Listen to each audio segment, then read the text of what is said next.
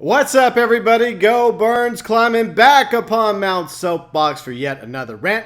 As with tradition, as long as I or you have something to rant about. By the way, you can always send your rants my way via the comment section.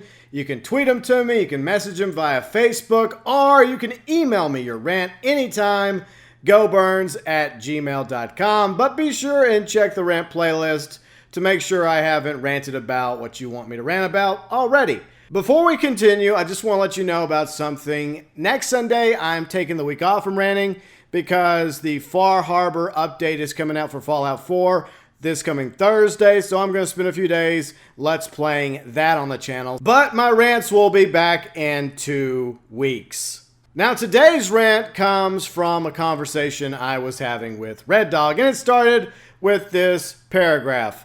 GB, the money made from the shark cards have paid for the new content. Over 500 million made from just shark card sales. All we get is half-baked adversary modes. This DLC method is dog shit.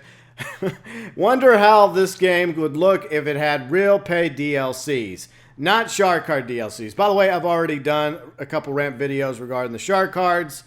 This can be a rant idea if you haven't done it already. Okay, so what we're going to rant about is the DLCs in general, revolving around the premise of paid DLCs versus free DLCs, quote unquote. All right, so yes, Rockstar has made easily over $500 million on Grand Theft Auto Online alone.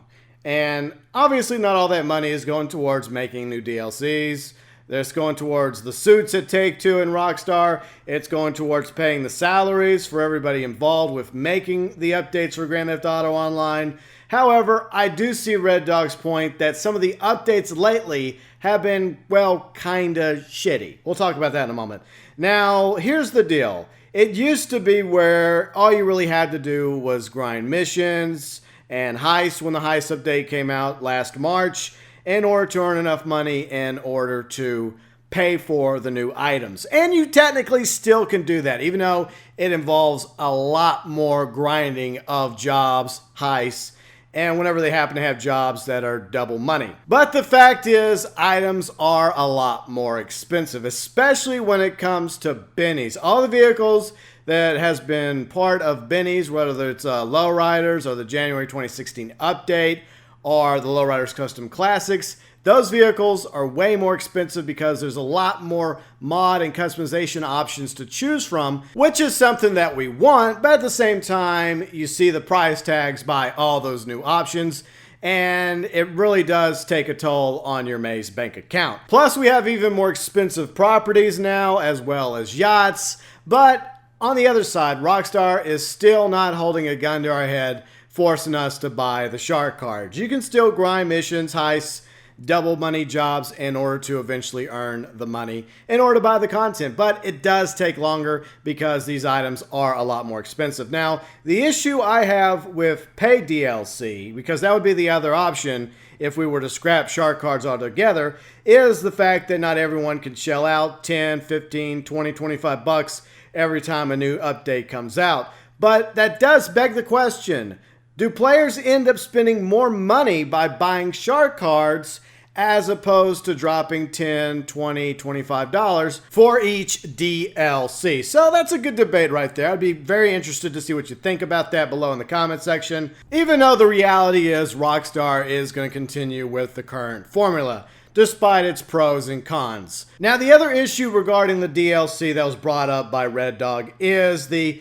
half-baked content. Now, as somebody who's played several games besides Grand Theft Auto Online, I will say this. Rockstar does a fantastic job when it comes to updates, for the most part. But we're going to go over a little trend here. In 2014, March through July, there were several updates. The Business Update, High Life, Hipster, Independence Day Special.